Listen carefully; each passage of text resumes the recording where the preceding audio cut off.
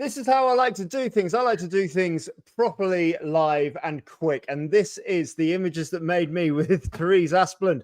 You are hailing all the way from Sweden, and you like books and you like cooking. But more importantly, you've just come back from a trip to Tokyo. Therese, you're an award-winning professional photographer. Talk to us about what Tokyo was like for you. Oh my God, where do I start? This was my first time, and I mean, even though I always wanted to go, because I've heard, I mean, all the people coming back from Japan are like, "Oh my God, I love it," but I still was like, I didn't know what to expect, I think. But oh, I mean, Tokyo, that must be like the utopia of how a city should be. So, I mean, we were saying to each other after like 2, 3 days that, I mean, all the other countries in the world should really go to Tokyo and see how things should be run. Well, I said So, I've got one more marathon to do. It's the Tokyo Marathon. I've got it in, and we've got viewers who've come back to join us. oh, Listen. We had problems. We had gremlins, but we're back. We love this. We love gremlins, and we love working things out. So thank you so much for joining us back. We know where people were joining us from, as far afield as Turkey and America. Let's see if we can talk about your 3 favorite images. For those of us who are joining us, 3 favorite images from professional photographers such as Therese, amazing people who learn through the art of playing. That's how your teaching style, isn't it? Your teaching style is learning through play, and that's and building communities through photography. Speak to us about that just a little bit before we go on to your first image. yeah, I think it's always important, no matter if I do like master classes or workshops or whatever, that you should feel that there's no pressure. I mean, we do this because we love it. And I feel that you learn so much if you are not afraid of failing. So it shouldn't be like you need to be cool and you need to know all this stuff, but you can just come as you are, and you're amongst friends, and that's the best way of learning new things, if you ask me. But you've got an amazing community out there in Sweden of other photographers. We see it every year at the societies with your flag waving. Very, very proud country people. Is it as supportive as it looks as a photographic community of fellow professionals out there? Yes, yes, it is. And I'm extremely happy about that, because it's not always been like that. I started out as a professional 20 years ago and came from running a photo shop, so a camera store. And within that community, everyone was really supportive and helping each other out and sharing like campaigns and looking at each other's budgets and stuff like that. So I kind of thought that that was the way it's gonna be when I entered into photography, but it wasn't. Everyone was very afraid of sharing what they know, and because they were, I think they were afraid of the competition, really, which is really stupid, because I mean, I can teach you everything I know, and our images are never going to look the same anyway. So Yes. so it's, I mean, it's only a good thing if everyone shares. So so I'm really happy that it's the way it is in Sweden now, where we are sharing for each other, and we are, I mean, we are providing good competition for each other, I think, as well, because I think that's what happened here. I mean, if 2 photographers step up and get better, all the others have to do the same to keep up. So the Swedish championship is really it's the hardest competition of the year. It's tough at that top level. Now, we ask professional photographers in this YouTube series to choose their 3 favorite images, one from the entire world of photography, one from their professional portfolio, and one from their personal portfolio. Today, we're going to start off with you from your professional portfolio. We started discussing this before our stream went down. It's a couple's image. It's a close crop. It's a tight thing. Talk to us about the people in this image and how this image came about. Yes, this is actually a couple who they called me up and they wanted to book a portrait session, and I booked an hour for them, and they came to the studio. And the first thing that the husband said when he came through the door was like, that this I didn't really want to do this, but then I saw that this was really important to my wife, so I lied and I said that I wanted to. And I was like, oh my God, I know why you have been married for 65 years. But they were the sweetest thing. They had brought like 2 suitcases with clothes to choose from, and they were also very. They wanted to tell me that they didn't do this session for their kids or for their grandkids, but they were doing it for themselves, which I also think is Wow. nice. And yeah, we had a great time. And um, throughout this session, I also felt, because the year before, I had kind of a thing planted in my mind that I wanted to do like a competition image that was uh, of elderly people, but I didn't want it to be melancholy, Yep. because a lot of the competition images with older people are like, the time we have left, and but I wanted to do something that also showed that being older can mean a lot of love and joy and the good things in life. So half through this session, I kind of felt like this is the couple to do that with. And yeah, and so that's how this image came to be. Whenever you can hear me now, right? Yeah, I can. Good. Right, It's okay. not that image, thank God.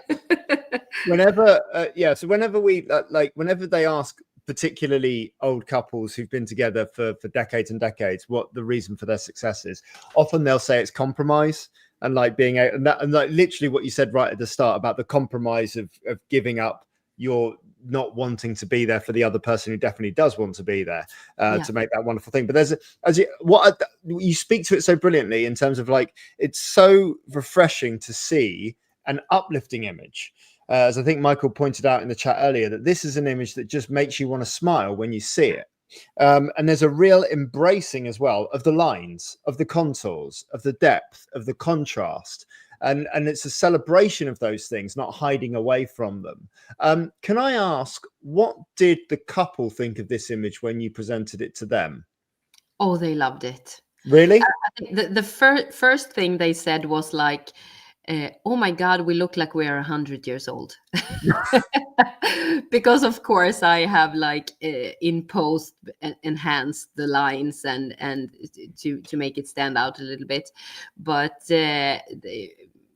they love the feeling, and they have now a big image on the wall. Uh, of this specific image in a Wow. golden frame. There we go. Oh yeah. That comes around perfectly. Well, that's, like I said, a stunning image, lovely story behind it, and like to be able to capture that, and to be brave enough to go. I'm going to bring it back up again. Sorry, because it makes me smile. To be brave enough to capture something so close on such a long focal length, with that choice of lighting as well, and with that choice of expression. There's so many things in there that we would stay away from as portrait photographers, but it's things that we've actually really, really embraced in there. If we are lucky to live 100 years, such a great moment. I wish I had one of these of my parents. Well, what an amazing testament to a Thank cracking you. image. But that's what it's all about. These images, these portrait images, are supposed to make you feel something, right? Yeah, It's supposed yeah. to have aesthetic qualities, but they're supposed to make you feel. How important is getting feeling and emotion out of portraits for you and your style of photography? I would say it's really important. I mean, I do stuff that, especially in personal projects, I do stuff that are like mainly graphical, or that has not so much story behind it. But I always feel like if you can get an emotion in there, and or get a message across, it always amps it up a little bit. And it's also I think the way that you remember an image is that if it made you feel something. So Absolutely. Couldn't agree more. You can see more from Therese in the Society's convention in London. She's doing plans, style, shoot, repeat, fashion portraits, my way or the highway. She's going to be doing a whole superclass. You can spend 4 whole hours with you there doing fashion stuff. Talk to us about what people can expect for 4 hours of Therese there. What will you be doing in that superclass? Well, since it's me, it's always going to be a lot of lighting. I am passionate about my light. So I think whether or not you are into like fashion portraits, it's going to be a fair amount of stuff that you can take away and use in whatever you do, if it's families or business portraits or whatever. But since I'm also very much into styling, I do all the hair and makeup myself, and I also do a lot of the styling, the clothes, the headpieces, and stuff like that. So we are actually going to do like 2 full out of unconventional materials. So I think it's going to be fun, and I have something pretty special prepared that I haven't showed before. So I think that everyone who is joining me is going to walk away with some images that will really stand out. Yeah, and if you don't want to learn from one of the best and see something that's never been seen before, and if you don't want to see a proper photography, you can come and see me because I think I'm speaking at the same time. So if Oh you just, no! that's right. No, I'm not. I'm not in any way competition. I wouldn't imagine I'll be taking any numbers away from you. So we'll go on to your second image here. This is from the whole world of photography. And we are going to see some of the work of George Holtz, specifically this image here of Angelina Jolie. Talk to me about this one. Yeah, this was a really hard task, by the way. I mean, Sorry. to choose this one image from the world of photography, it's almost impossible. So I think I love this image mostly because it's different and it's an excellent use of light. And I had a hard time choosing, so I would say that it's not so much this specific image as it is this specific photographer. Right. I discovered George Halls when I was visiting the Helmut Newton Museum, because George have been an assistant for Helmut Newton. And since then he has been doing, yeah, as you can see, Big everything influence. and Big everyone. influence. Yeah. And I think that what is so inspiring about George is mainly 2 things. One thing is that he is so creative. I have always been like a little bit all over the place, and I mean, if you look at my Instagram feed, it's never gonna be cohesive. It's always gonna be a little bit of this and a little bit of that, and for many years I kind of struggled with that, because many people told me that if you want to be successful, you have to like pick a style and then go with it, and that's never really been my thing. So to see George's work and to see that he also is all over the place was kind of Yeah. refreshing. So that's that. And he is also specifically, he's really good with his light. I mean, whether it's natural light or flash or whatever, really, it's really creative and so well handled. So that's one thing. But then also when I read about him, all I could find is that everyone, what they wanted to say about him was that how kind he was and how humble. And actually, a couple of years later from when I discovered him, I yeah, I was bold enough to invite him to Sweden, actually. So I said that we are having a spring meeting with the society, and we are probably, I mean, I understand you are probably way out of our budget, but I just wanted to ask. and he was such a nice one, and he was like, always wanted to go to Sweden again, so I'll come. So he Awesome. actually came. So we hang out for a week, and what I found out is that he is really such a nice man, and he is kind, and he sees everyone. And treats everyone the same, which I think is really refreshing, because I kind of feel like, I mean, being the kind of photographer that he is, it could easily be that, um, you feel like you're around celebrities all the time, and I mean, I don't want to assume some things, but to see that the success had not gotten to him, Mm. I think was a really nice thing.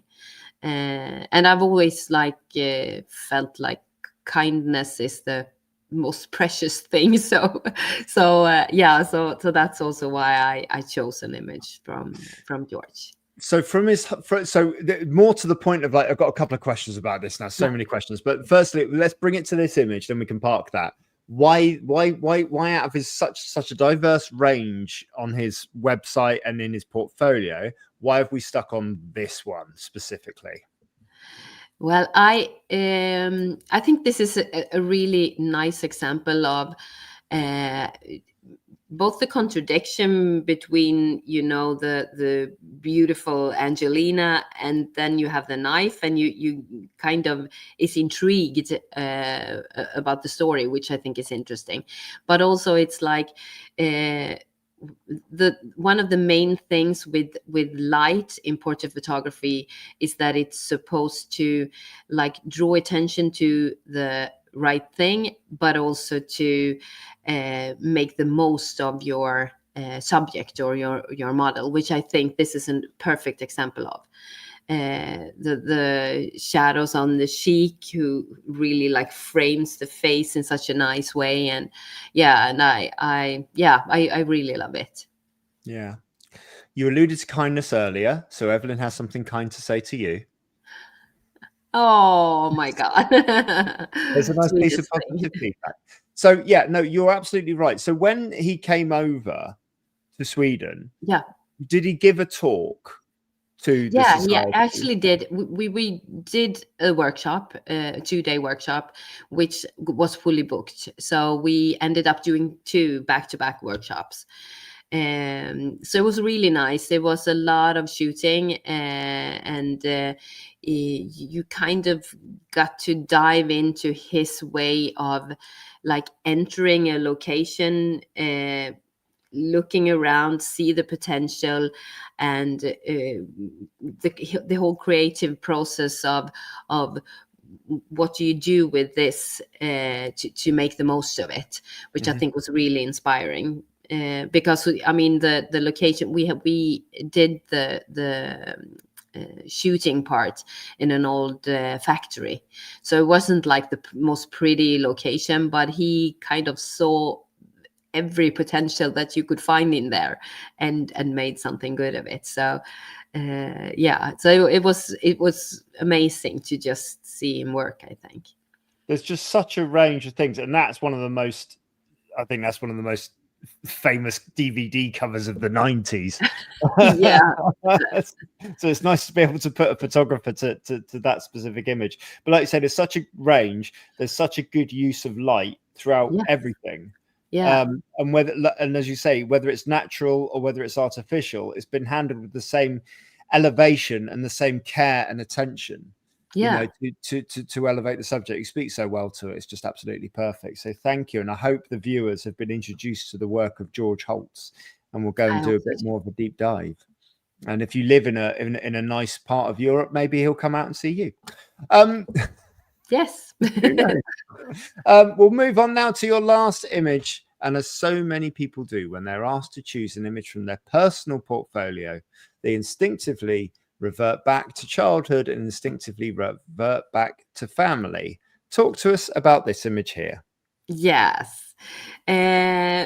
Well, first I kind of thought that I wanted to pick an image of my family, my husband and my two kids, but then I thought that if it was like the photographs that define me, I think that I needed to go a little bit more back. So this is actually me, 2 years old, and my mom and dad.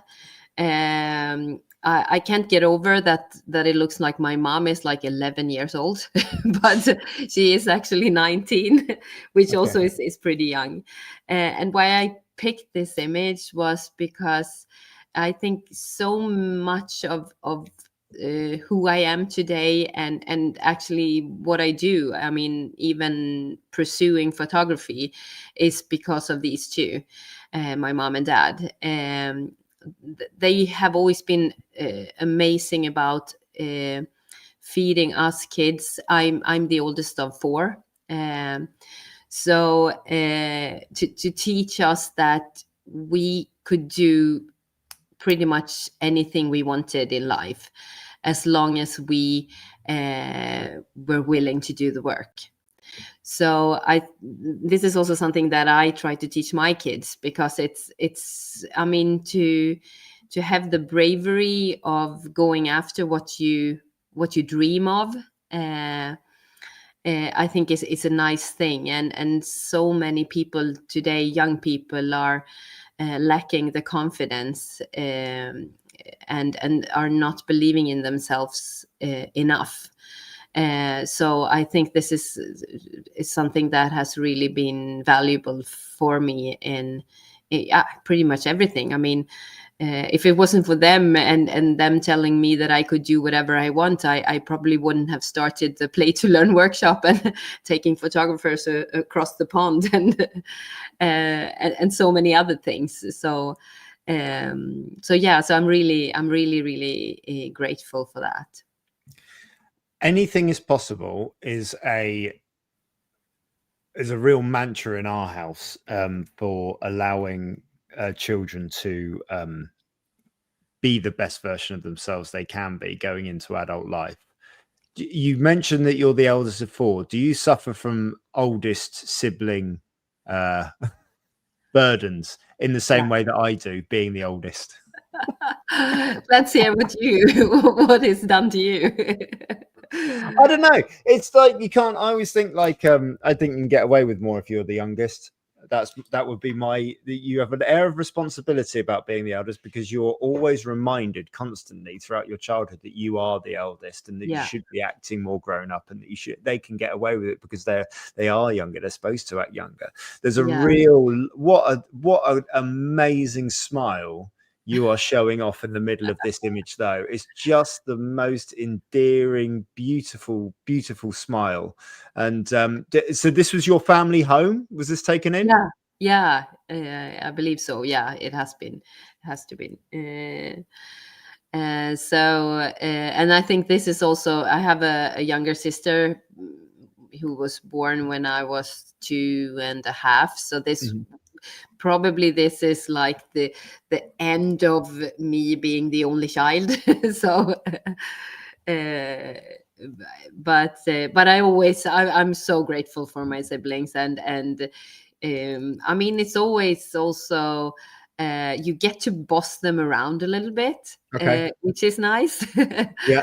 So I actually have the first attempts that I have doing, like, what I thought was proper portrait photography is of my two younger brothers, that I have like dressed up in silly clothes and then hanged a sheet over the door to the toilets, and then lit them with like lights that me and my sister had, when we were doing homework at our desks. So that's so cute, and it's so funny to have those now, and yeah, and that would not have been happening if I would not have bossed them around and told them what to do, I think.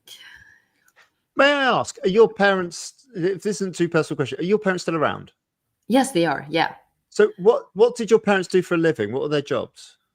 My mom was actually stay at home mom Okay.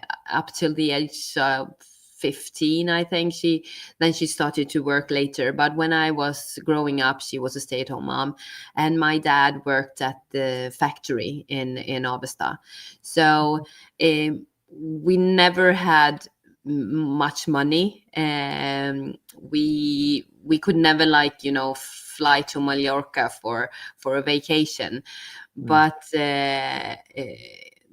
our home was always like open to everyone. So I mean, we were four siblings, and all four of us were welcome to bring like three friends. So you can Okay. imagine the mess The full when we house. were doing like meals after school, when we were like 8 kids around the table. Yeah. So yeah, and I mean, now thinking back, it's such a treasure to have had your mom there when you Mm. come back from school, and she was always like doing crafts with us and Okay. stuff like that, which is kind of also what I'm still doing. If you're joining me in January, you will know. So that's also probably from her. So this is So literally, I mean, that's it, isn't it? This is the play style shoot, and this yes, is this is where it, this is where it comes from. This is coming home yeah, from school, seeing a mum who's into craft, seeing as a mum who's giving you time, who's giving you affection, who's giving you love, who's giving you a supportive environment to yes, learn and to draw and to make stuff in.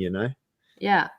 It's all like glue and paint everywhere up the walls, was it? Was it like Absolutely. Yeah. it's the best way to Sewing be. and yeah. So, but eventually I got some use for all the milk cartons that I've glued together to make art. This is what it is. So that's it. But like so many, it's blocked off as an avenue for so many people from such a young age to even be in creative arts. And still, sometimes when you're an adult, even within friend circles or family circles, people still ask you at functions when you're actually going to give up the doodling and do something proper. Do you Yeah, know what I yeah, mean? And it's just amazing that you've managed to build an international brand out of it. That, as you yeah, say, allows us to have, yeah, allows us to invite the guy who shot the artwork for the Borderline single for Madonna to yeah, fly yeah, across country to give seminars to other people to inspire them as well. That's from small acorns come amazing trees and amazing careers and amazing communities that you've managed to build that support each other. As I said on the first stream, I love supportive photographic communities. I hope to find one someday. So, we're happy to join us in the Play to Learn family.